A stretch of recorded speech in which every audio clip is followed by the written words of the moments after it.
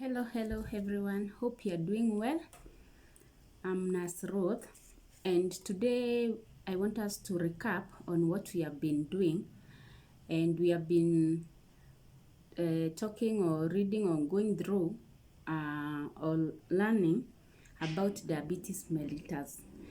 We can summarize whatever we have been doing in this way. That is, we discussed about the definition. We gave the definition whereby we said it is a chronic metabolic disease characterized by elevated level of blood sugar, which lead over time to serious damage to heart, to blood vessels, to kidneys and nerves.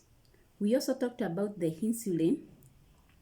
That is the key hormone that lets glucose enter the body cells for energy. And we also said that without it, the sugar builds up, damaging the nerves, blood vessels, and organs over time. We talked about the tests that are done or that are used to diagnose the diabetes, and we talked about RBS, we talked about FBS, HbA1c. RBS, we said it is a random blood sugar. We said it ranges between 3.9 to 5.6 millimoles.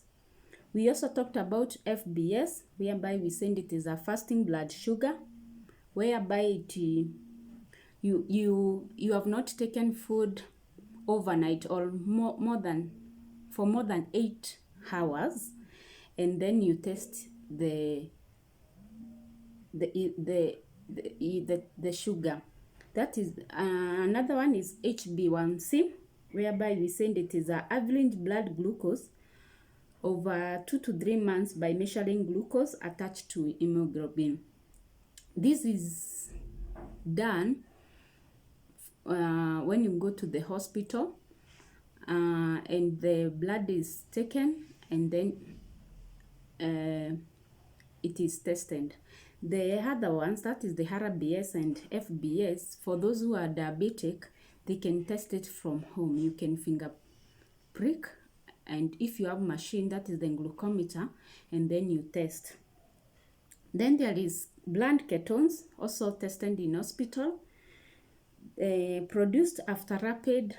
The blood ketones, these are produced after rapid breakdown of fat or stored fat when the body is in acute illnesses.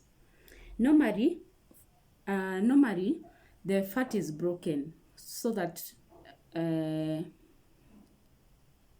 metabolism or the activities in the body can continue.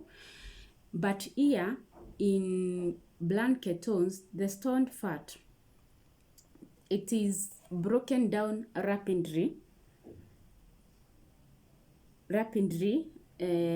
instead of slowly for the use of energy. Here there is absence of insulin, and the ketones now are the fat now are broken down for the purpose of fueling the cells, but the fat metabolism becomes incomplete. And here, that's when now the blood ketones will accumulate in the bloodstream, and others will be excreted in the urine. So there will be ketonemia and ketouria. Then we talked about the 4 P's in diabetes mellitus. These are the symptoms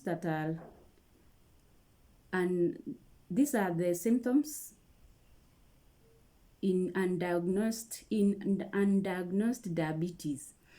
There is polyphagia, that is the starvation in the midst of plenty, whereby there is excessive hunger, there is increased appetite, and there is feeling of not satisfied. Then there is polydipsia, that is excessive thirst and increased water intake, most likely resulting to frequent urination. Then there is polyuria, that is increased frequency in urination and passing abnormally large amount of urine. We said normally one can urinate 1 to 2 liters in a day, and here there is more than there is more than 2 liters or more. There is 2 or more liters of urine that are produced. And here also, this one can go to 2 to 3 weeks. That's when now you diagnose, you realize that there is excessive urination, and it's abnormal. Therefore, and the other one now, it's polynephropathy, whereby there is simultaneous. After all that, now you have been diagnosed with diabetes, there will be another P now that comes later over time. That is polyneuropathy, whereby there is simultaneous malfunction of many peripheral nerves throughout the body.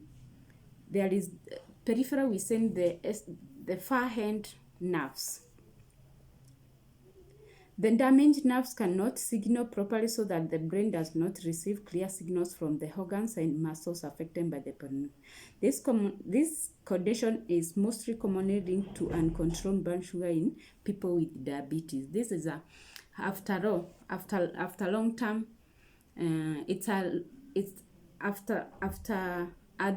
After long term having diabetes, that's when now there is effect. Now the nerves start being affected. Thank you for that. We are continuing more with the diabetes. One more is left. That is keto, but we have mentioned it also. That is ketones in the urine. That one we are going to look at it, and then we start on diabetic ketoacidosis. Thank you.